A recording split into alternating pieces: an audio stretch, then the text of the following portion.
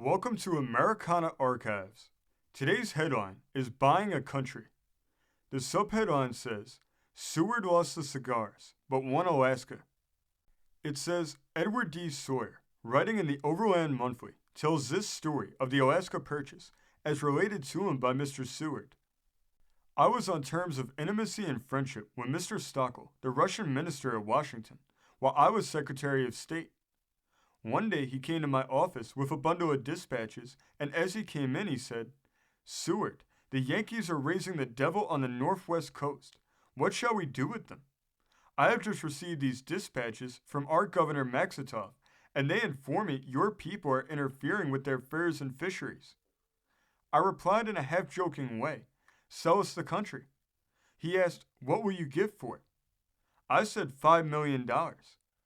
He replied that he did not think his master, the Tsar, would accept less than $10 million. I said my government would not assent to the payment of so large a sum for what it considered a barren waste. Stockel finally said, I will split the difference, and I will recommend to my master a sale of $7,500,000. I said, you throw off $500,000, and it's a trade. Mr. Stockel wanted to know what would be done with the Russians in Alaska. I replied, you must take care of them.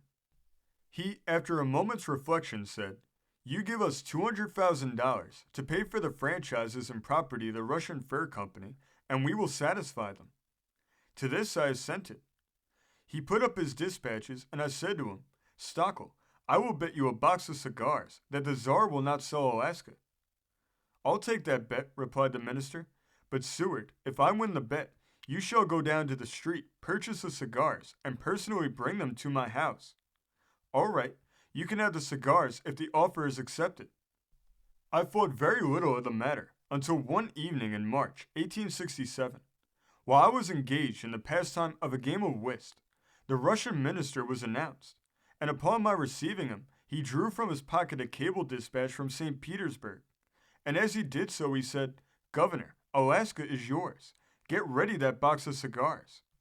I replied that he would surely have the cigars, but he must wait for them until the next day, and in the meantime, we would draft a treaty for the purchase of Alaska.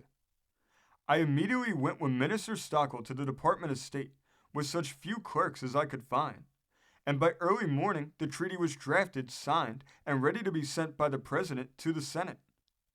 We told him that Alaska was rich in minerals, furs, fish, and timber, and its acquisition was of great importance to the United States, and especially to the Pacific coast.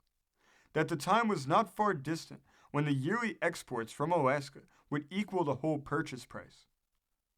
This story came from the great state of California, being reported in the Sacramento Daily Record-Union of August 30th, 1896. Thank you for joining us today.